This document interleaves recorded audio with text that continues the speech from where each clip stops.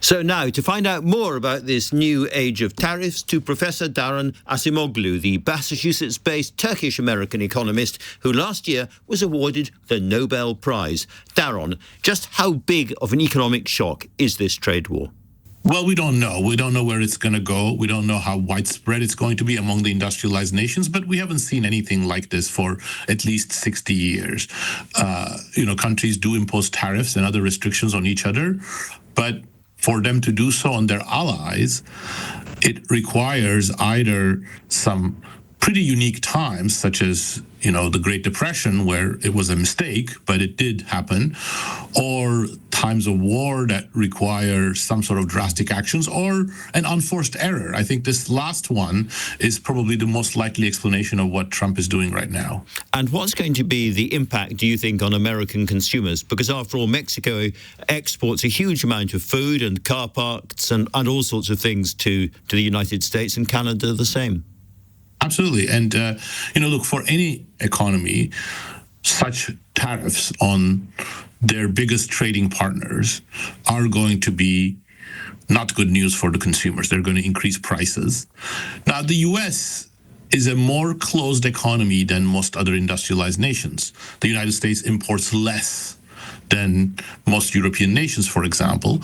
So for that reason, and the fact that it's not on everything yet, means that the impacts are not going to be massive. But for certain things, especially food, this is going to be very bad news, especially at a time when, U.S. consumers are still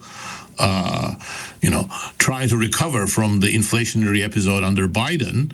And for a president who came with the promise of, fighting inflation, this is a little ironic. So do you think we're going to see an inflationary impact right around the Western world? Well, we're going to see a short-term inflation and higher prices. Absolutely. How could you not if, certain things that go pretty much directly from, Mexican producers to U.S. households, you put the 25% tariffs on them, somebody has to pay that price. Wholesalers can perhaps take a little bit of a cut, but most of it is going to be reflected to households.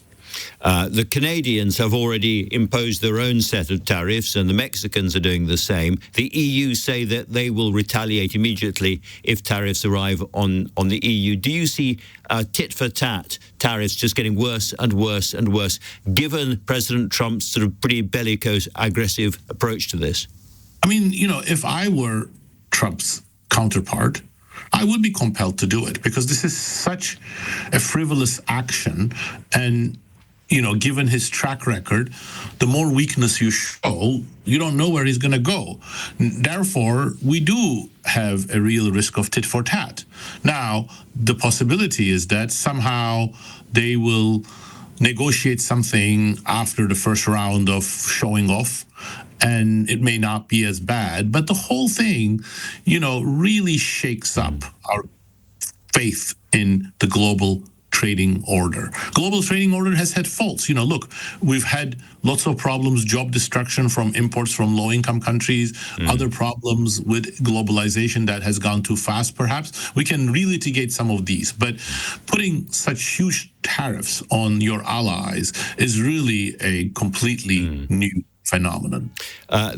We know right now that President Trump is speaking to Justin Trudeau of Canada, and we've just heard that the Mexican president has said that Washington has agreed to pause its tariffs for a month. So it does appear that the instant shock of retaliation is having an impact on Washington.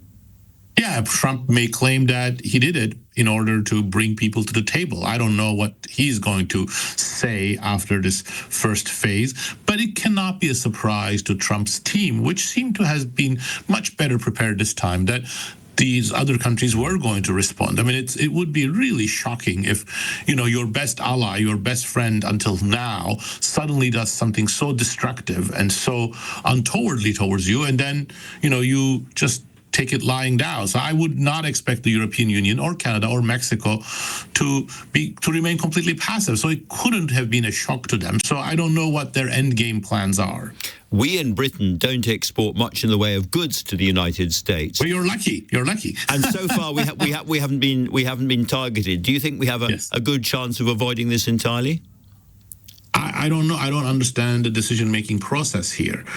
Canada is a wonderful ally to the United States. So, Britain is the other very long-term ally of the country. So why has the president picked up on Canada? Well, Britain may be next. But yes, you're right. I think whatever is done, except for some services, Britain doesn't export much to the US, but the sort of long-term partnership in security, in international affairs, in AI between Britain and the United States is very important. And I hope this administration doesn't damage that as well.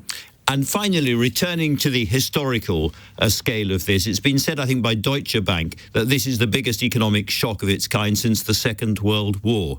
Would you agree with that? Well, it's the biggest economic shock to globalization. Yeah, that could be. I mean, I think the COVID crisis and the financial crisis were big shocks in terms of how they shook up the markets. But in terms of how much policy-induced rollback of globalization and trade, we haven't seen anything like this for the last 70 years, certainly. Professor Acemoglu, thank you very much indeed for talking to LBC.